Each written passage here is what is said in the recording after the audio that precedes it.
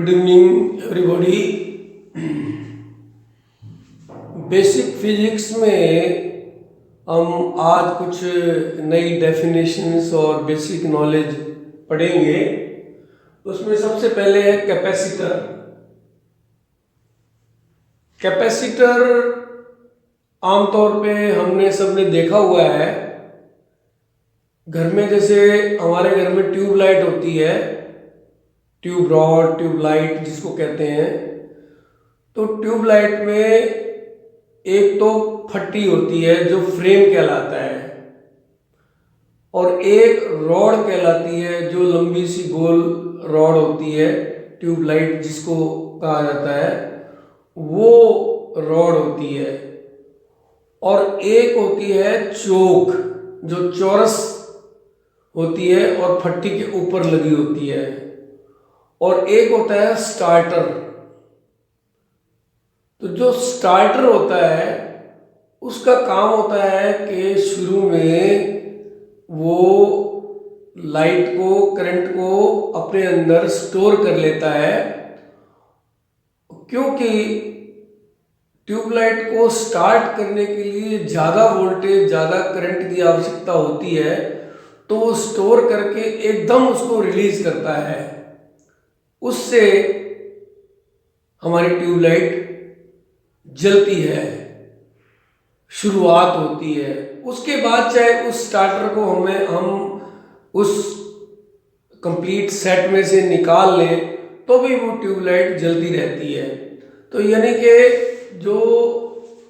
ये जो स्टार्टर होता है इसी को ही कैपेसिटर कहा जाता है।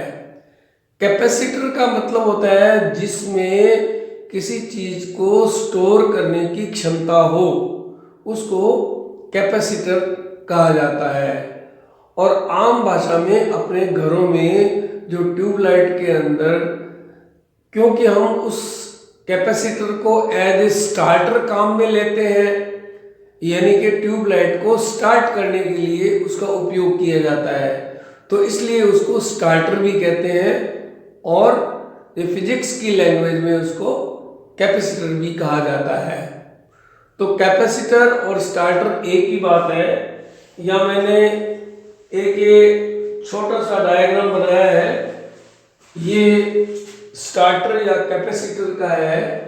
इसके अंदर ये पॉजिटिव नोब है, ये नेगेटिव नोब है, और अंदर ये कंडक्टर, दो प्लेटें कंडक्टर की होती हैं, दो प्लेटें कंडक्टर की होती हैं। कंडक्टर वो सब्सटेंस होते हैं जो अपने में से विद्युत के प्रवाह को आसानी से होने देते हैं, और नॉन कंडक्टर वो होते हैं जो अपने में से विद्युत प्रवाह को प्रवाहित नहीं होने देते। उन नॉन कंडक्टर्स को इंसुलेटर्स भी कहा जाता है। उन नॉन कंडक्टर्स को इंसुलेटर भी कहा जाता है, और उस मटेरियल को, जिस मटेरियल के वो बने होते हैं, उसको कह सकते हैं इंसुलेटिंग मटेरियल या नॉन कंडक्टिंग मटेरियल, या कह सकते हैं डाई इलेक्ट्रिक मटेरियल। जैसे कि माइका, ये माइका वो होता है जिसके ऊपर अपने स्विच वगैरह, बोर्ड वगैरह बनते हैं, उनके ऊपर स्विचेस को और जो प्लग होते हैं उनको जिसके ऊपर कसते हैं, वो एक सफ़ेद सी शीट होती है, वो माइका की शीट होती है। तो माइका की शीट क्यों काम में लेते हैं? ताकि उसमें से हमें उसको टच करें तो करंट ना लगे, इसलिए वो माइका है। और इसी प्रकार सिरेमिक है। सिरेमिक पदार्थ वो पदार्थ हैं जैसे कि जिनकी लैट्रिन की सीटें बनती हैं, या ये पत्थर होता है एक तरह का, मिट्टी से ये सिरेमिक जिनसे वॉश बेसिन बनते हैं, लैट्रिन की सीटें बनती हैं और टाइलें बनती हैं जिनकी, ये सारे सिरेमिक मटेरियल होते हैं। और तीसरा होता है कांच। ये तीनों ही मटेरियल इंसुलेटर कहलाते हैं, या नॉन कंडक्टर कहलाते हैं, या इन मटेरियल को डाई इलेक्ट्रिक मटेरियल भी कहा जाता है।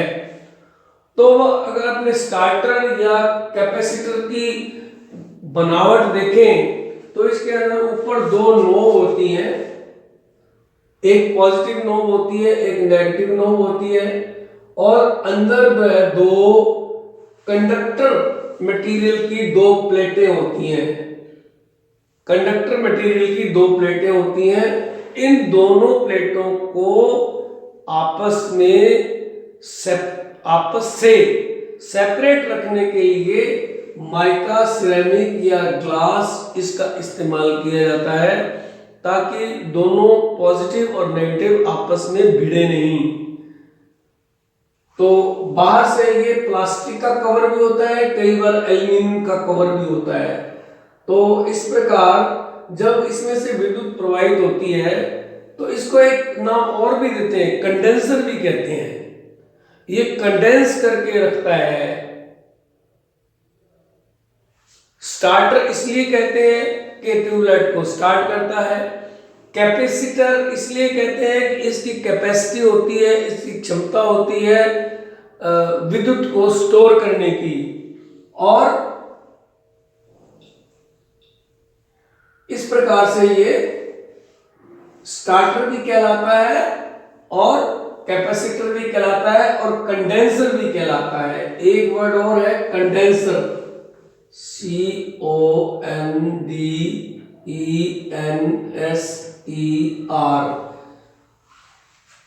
किसी वस्तु को कंडेंस का मतलब होता है घना करना, घना यानी कि कॉम्पैक्ट करना, घना करना, इकट्ठा करना।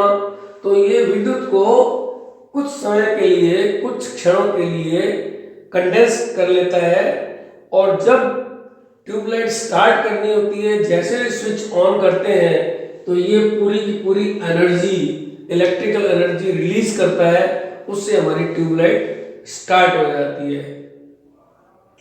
तो ये बीच में जो है ये डाई इलेक्ट्रिक मटेरियल है, यानी कि नॉन कंडक्टर है, और ये दो प्लेटें जो होती हैं साइडों में, इसके दोनों साइड में ये कंडक्टर मटेरियल की होती हैं। तो जैसे विद्युत प्रवाह होता है, विद्युत को ये स्टोर कर लेते हैं या कंडेंस कर लेते हैं या कैपेसिट कर लेते हैं, और बाद में सडनली इसको रिलीज करते हैं। हाई वोल्टेज को, हाई वोल्टेज और हाई करंट को जब रिलीज करते हैं तो अपनी ट्यूब रॉड स्टार्ट हो जाती है और रोशनी देने लग जाती है। इसके बाद में इसका काम खत्म हो जाता है। इसको अगर हम निकाल लें रॉड की फट्टी के ऊपर से तो भी कोई फर्क नहीं पड़ेगा, रॉड जलती रहेगी। लेकिन उसको एक बार बंद कर देंगे, फिर दोबारा चलाएंगे बिना स्टार्टर के, तो फिर दोबारा स्टार्ट नहीं होगी। फिर हमें ये कंडेंसर या ये कैपेसिटर या स्टार्टर ये दोबारा लगाना पड़ेगा, और यही इसको स्टार्ट करता है, इसलिए इसको स्टार्टर कहा जाता है।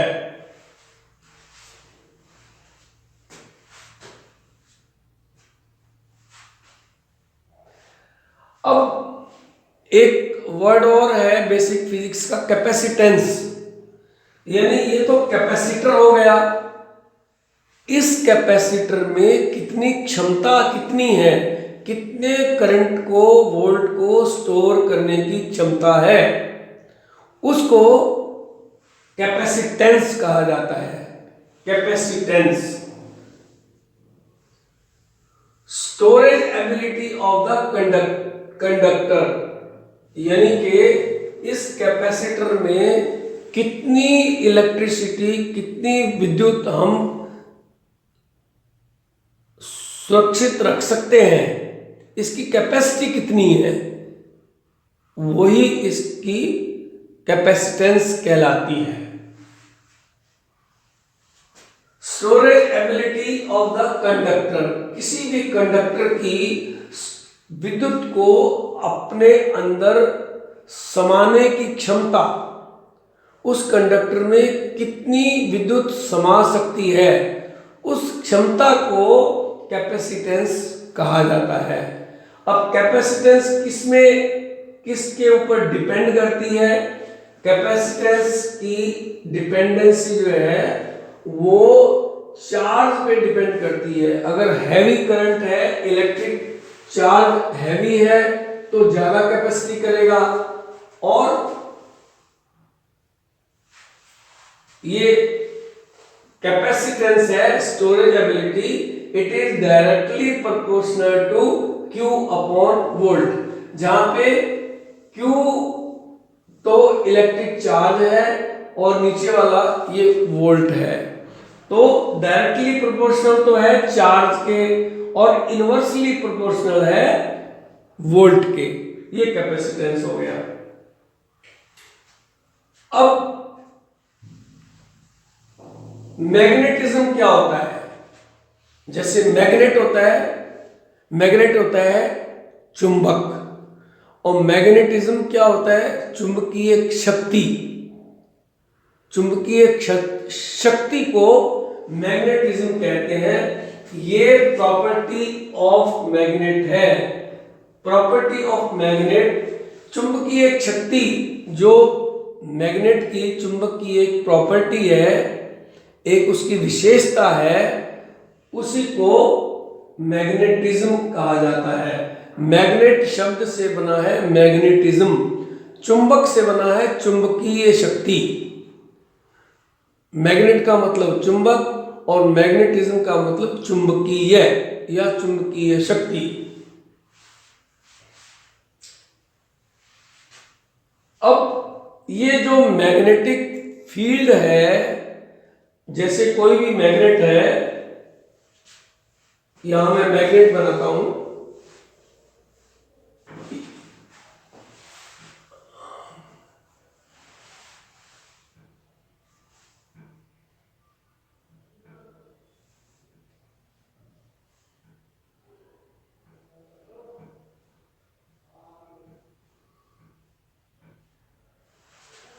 ये नॉर्थ पोल है, ये साउथ पोल है। आपको पता है कि नॉर्थ पोल वो साउथ पोल को अट्रैक्ट करता है। Opposite poles they always attract each other. तो इनके बीच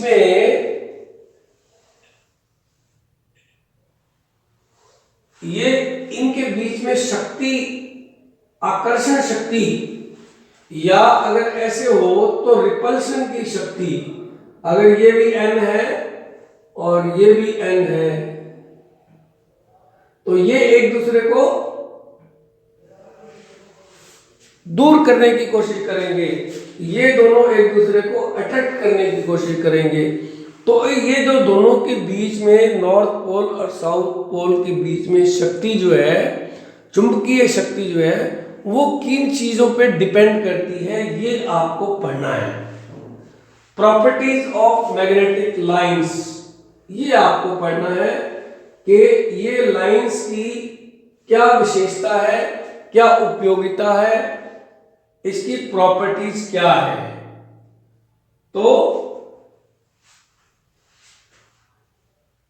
मैग्नेटिक फील्ड की और मैग्नेटिक लाइंस की ये प्रॉपर्टी है कि ये इमर्ज एट नॉर्थ पोल, यानी कि इनकी ये लाइंस की उत्पत्ति या शक्ति की उत्पत्ति नॉर्थ पोल पे होती है और किधर जाती है? साउथ पोल की तरफ। नॉर्थ पोल पे इमर्ज होती है ये शक्ति। ये लाइनें जो मैग्नेटिक फील्ड लाइंस है, इन लाइनों की उत्पत्ति नॉर्थ पोल पे होती है और ये साउथ पोल की तरफ जाती है। ये एक दूसरे को इंटरसेक्ट नहीं करती, यानी एक दूसरे को काटती नहीं है, ये पैरेलल जाएंगी, कभी इस तरह से काटेंगी नहीं, एक दूसरे को कभी भी नहीं काटेंगी।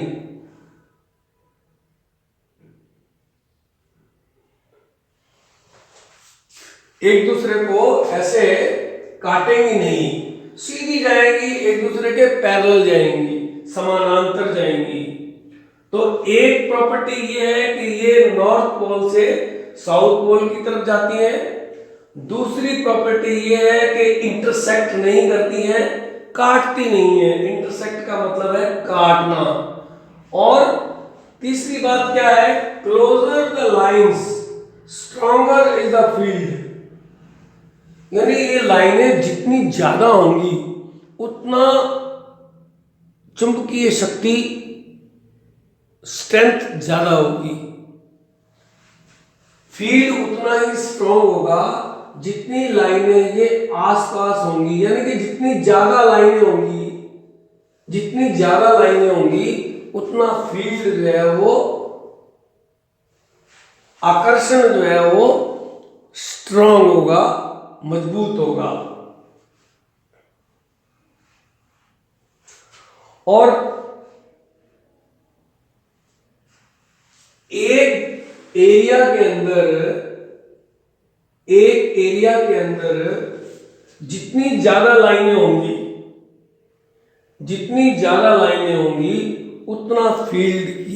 उतनी फील्ड की स्ट्रेंथ ज्यादा होगी, उतनी आकर्षण शक्ति ज्यादा होगी, उतना चुंबकीय शक्ति ज्यादा होगी जितनी ज्यादा लाइंस होंगी। तो लाइंस किस पे डिपेंड करती, number of lines per unit area is directly proportional to the strength of field.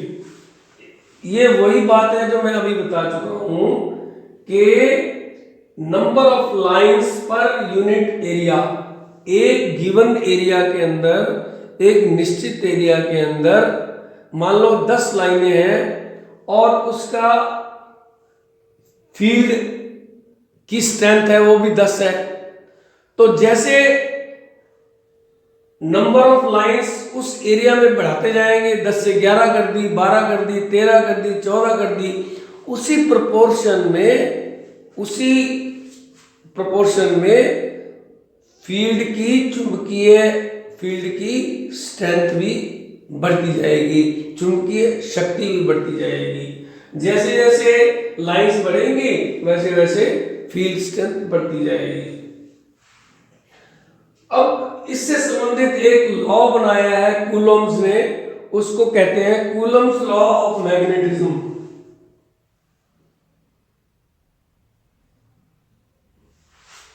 Coulomb's law of magnetism यानी क्या, चुंबकीय जो शक्ति है वो किस प्रकार से एक दूसरे को अट्रैक्ट करेगी उसके बारे में इसने बताया है। उसने क्या क्या खोज किया, उसने ये खोज किया कि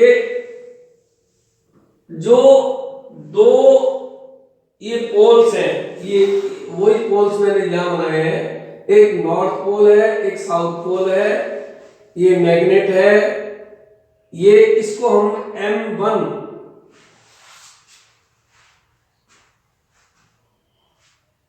इस पोल की स्ट्रेंथ है M1, इस पोल की स्ट्रेंथ है M2, ये M1 ये M2 और दोनों के बीच की डिस्टेंस जो है वो R है।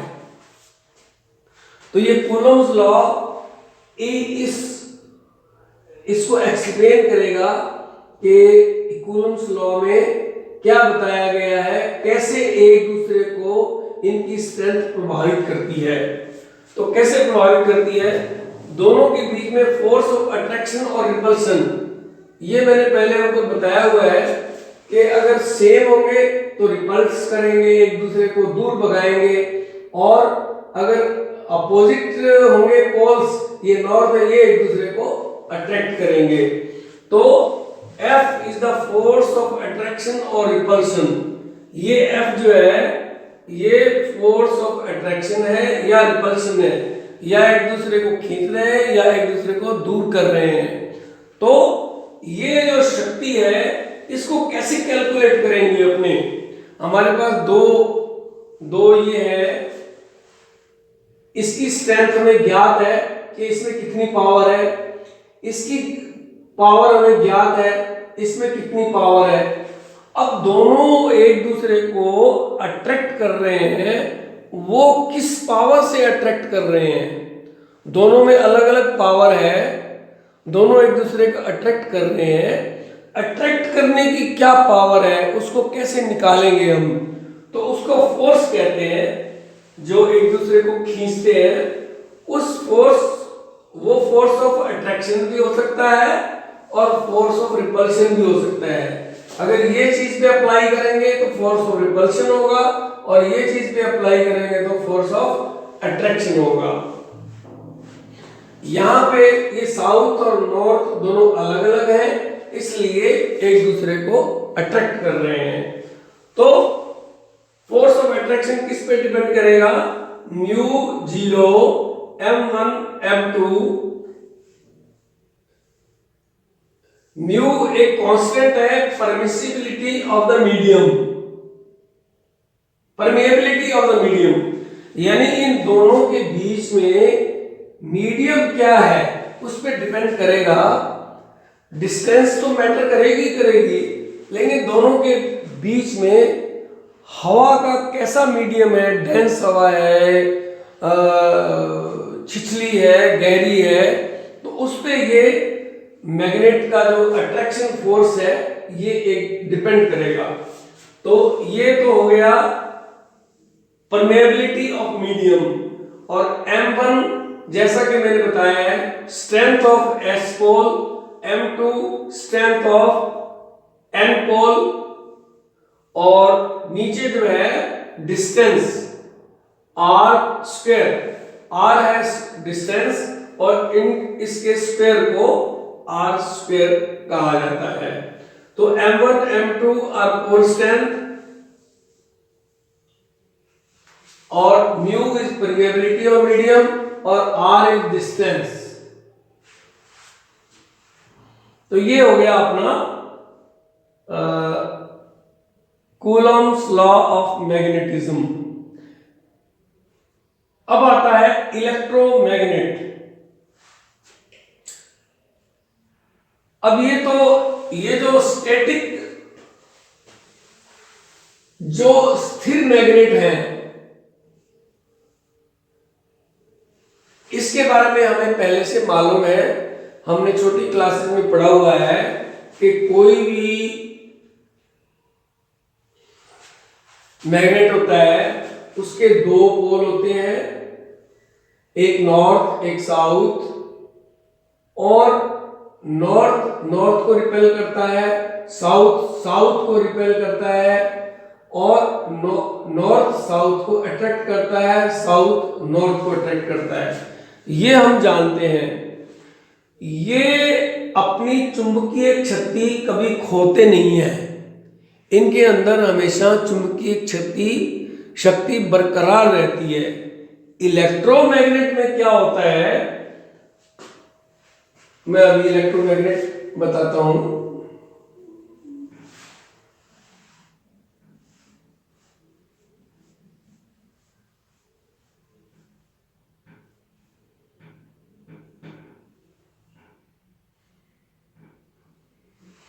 इलेक्ट्रोमैग्नेट, पहले देखते हैं इलेक्ट्रोमैग्नेट होता क्या है।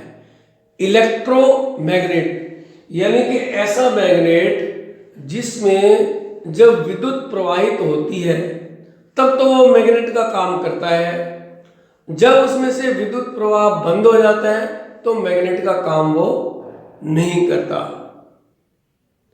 ये इस बात पे आधारित बहुत सारे इक्विपमेंट्स हम रोज ही काम में लेते हैं। पंखे में भी ऐसे होता है, पानी की मोटर में भी ऐसे होता है, ट्यूबवेल की मोटर में भी ऐसे होता है, और बेल बजती है उसकी घंटी में भी होता है, पंखे में की मोटर में भी यही होता है कि जब इसके अंदर से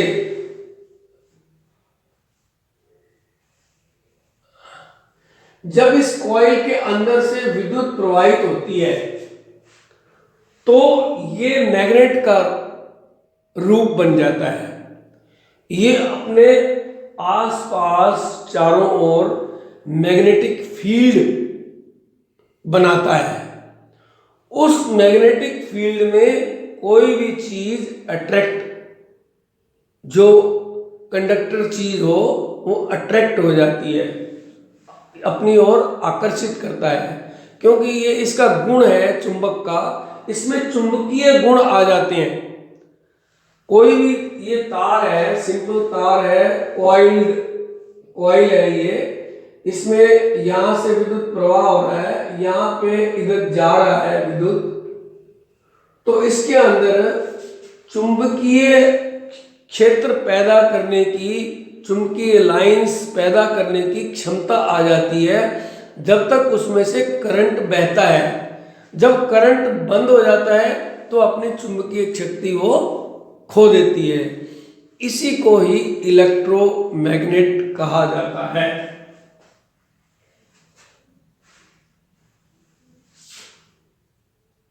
ये वही चीज लिखी हुई है कि ये एक वायर होती है, वायर जो कि कॉइल के रूप में लपेटी होती है। वाउंड का मतलब होता है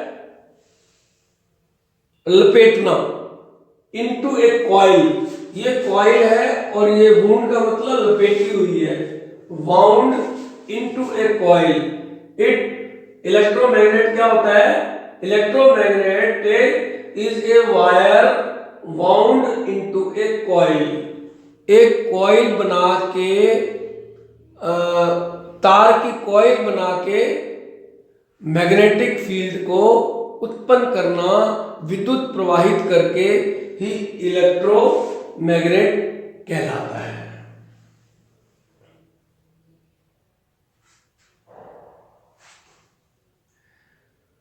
अब इसकी जो ये इसकी स्ट्रेंथ किस पे डिपेंड करेगी, इसके लिए एक लिखा हुआ है भी, ये इलेक्ट्रोमैग्नेटिक मैग्नेट कितने, कौन कौन से ऐसे फैक्टर्स हैं जिनसे ये इसकी स्ट्रेंथ बढ़ेगी। जैसे ही हम करंट प्रवाहित करेंगे, करंट को तेज करते जाएंगे, वोल्टेज को तेज करते जाएंगे, तो इसका चुंबकीय क्षेत्र, चुंबकीय प्रभाव क्षेत्र और चुंबकीय ताकत बढ़ती जाएगी।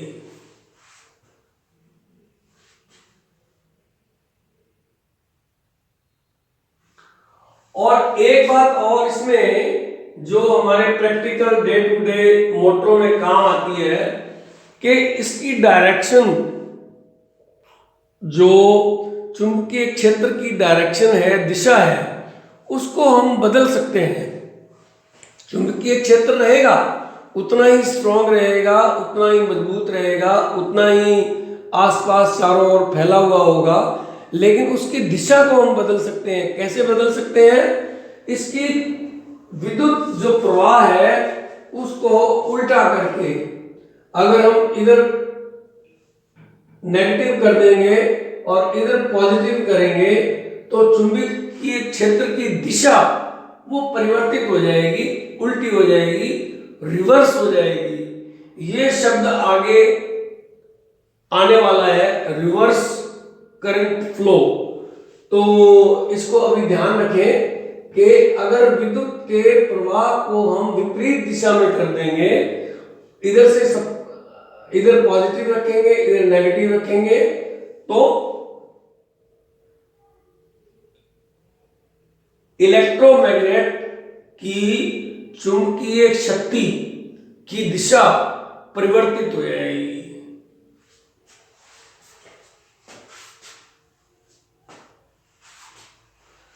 अब अपने पढ़ते हैं थर्मो आयोनिक इमिशन। ये थर्मो आयोनिक इमिशन क्या है? थर्मो का मतलब गर्म, आयन इलेक्ट्रॉन से संबंधित है। थर्मो आयोनिक इमिशन, इमिशन का मतलब होता है निकलना, किसी में से उत्सर्जित होना, उत्सर्जित होना इमिशन कहलाता है। तो ये मैं बताता हूं कैसे होता है ये सबसे पहले ये बताता हूं कि ये तुम्हें पढ़ाया क्यों जा रहा है। थर्मो आयोनिक इमिशन ये पढ़ाया इसलिए जा रहा है कि तुम्हारी जो एक्सरे ट्यूब होगी, जब एक्सरे करोगे तो एक्सरे प्रोड्यूस कहाँ से होती हैं? वो एक्सरे ट्यूब में प्रोड्यूस होती हैं। और वो कैसे प्रोड्यूस होती हैं, उसका आयोनिक बेसिस क्या है, उसका आधार क्या है? उसका आधार है थर्मो आयोनिक एमिशन।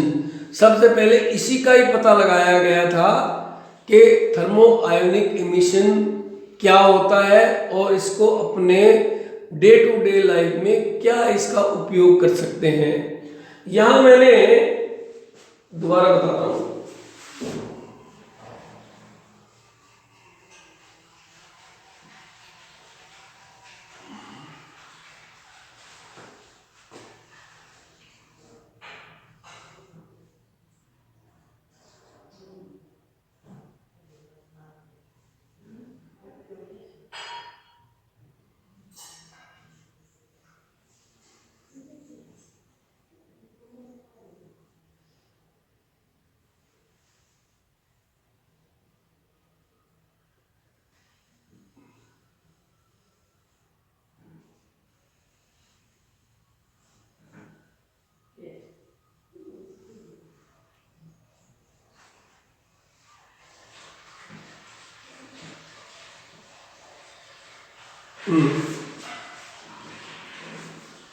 इस एक्सपेरिमेंट में क्या किया गया है कि ये हमने टंगस्टन वायर लिया, इसको हीट किया गया। नॉर्मली क्या होता है कि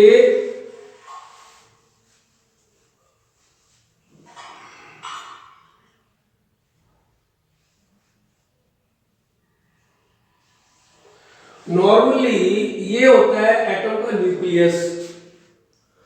न्यूक्लियस के अंदर प्रोटॉन और न्यूट्रॉन होते हैं जो कि इसका मास बनाते हैं, वजन बनाते हैं।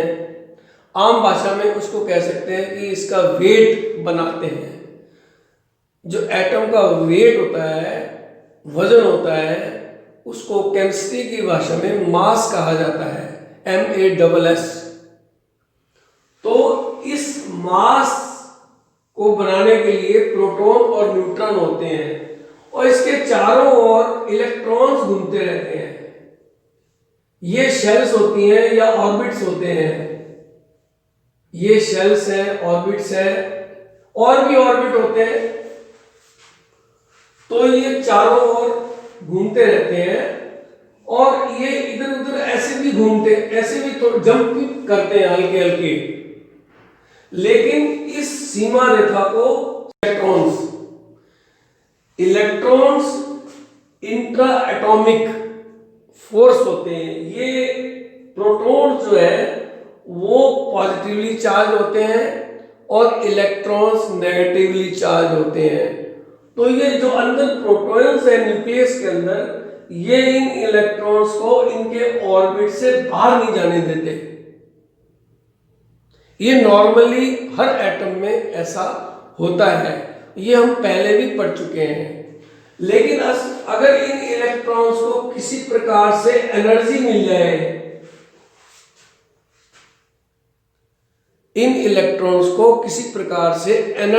जाए, और इतनी एनर्जी मिल जाए कि जो प्रोटॉन और इलेक्ट्रॉन के बीच में जो इंट्रा एटॉमिक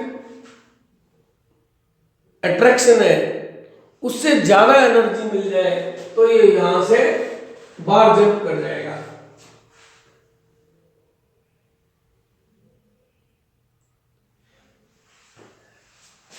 यही इलेक्ट्रो थर्मोआयोनिक इमिशन का बेसिस है।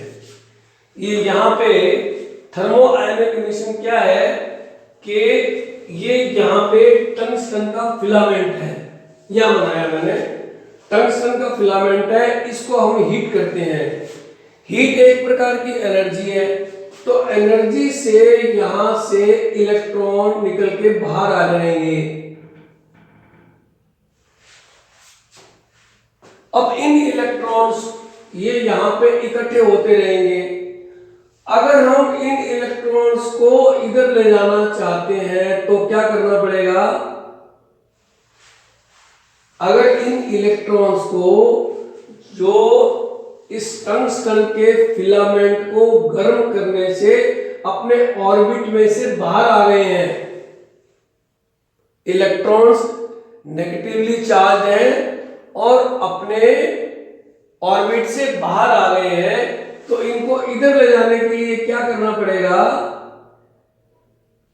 इधर ले जाने के लिए यहां हाई वोल्टेज अप्लाई करेंगे।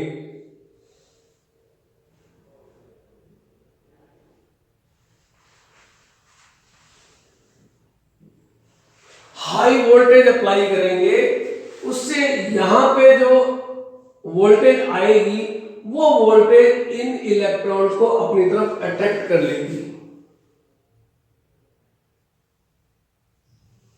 और इतनी हाई वोल्टेज होगी कि ये इलेक्ट्रॉन्स बहुत ही स्पीड में इस एनोड पे आएंगे, इस एनोड पे आएंगे। ये रोटेटिंग एनोड होती है, एनोड ऐसे घूमती रहती है। इस एनोड से जब ये इलेक्ट्रॉन टकराएंगे तो 99% इनकी एनर्जी उष्मा में बदल जाएगी, हीट एनर्जी में बदल जाएगी और 1% एनर्जी एक्सरेज के रूप में बन जाएगी। तो ये होता है थर्मो आयनिक एमिशन। ये तुम्हें आगे एक्सरेज के अंदर जब पढ़ोगे, एक्सरे ट्यूब पढ़ोगे, एक्सरे ट्यूब के अंदर कैसे ये इलेक्ट्रॉन्स कैथोड से निकलते हैं और कैसे उनका प्रोडक्शन होता है, कैसे निकलते हैं, कैसे वो एनोड की तरफ अट्रैक्ट होते हैं। एनोड की तरफ अट्रैक्ट तो बहुत जोर से होते हैं क्योंकि ये वोल्टेज बहुत ज्यादा जोर, तगड़ी वोल्टेज लगाई होती है, लेकिन यहां एनोड इनको रोक लेता है। जैसे इनको रोकता है तो इनकी एनर्जी जो है वो उष्मा में परिवर्तित हो जाती है। सिर्फ 1% इलेक्ट्रॉन से एक्सरे प्रोड्यूस होती है जिससे हम बॉडी पार्ट्स का एक्सरे लेते हैं। तो थर्मो आयनिक एमिशन क्या होता है?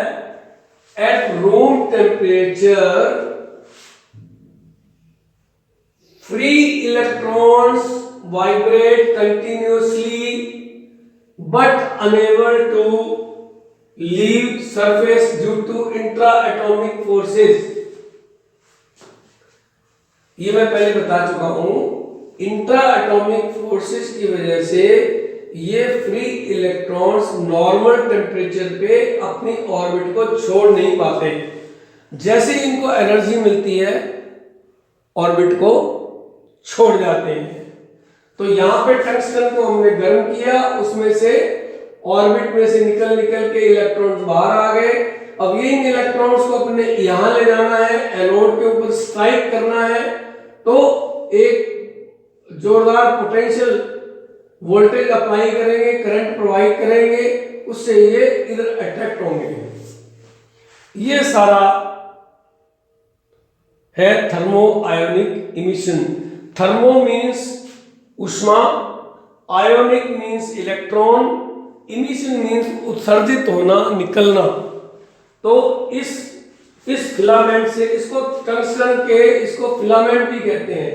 यहां पे भी बनाया मैंने सेम चीज, फिलामेंट। ये कैथोड है और ये फिलामेंट है, इसको हीट करते हैं, ये इलेक्ट्रॉन्स इधर जा रहे हैं और ये इलेक्ट्रॉन जाके ये एक्सरे नीचे जा रही है।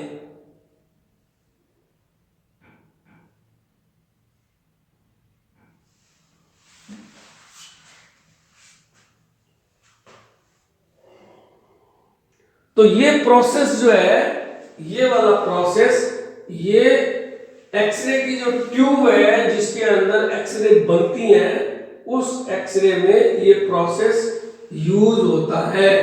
This process is used in x-ray tube.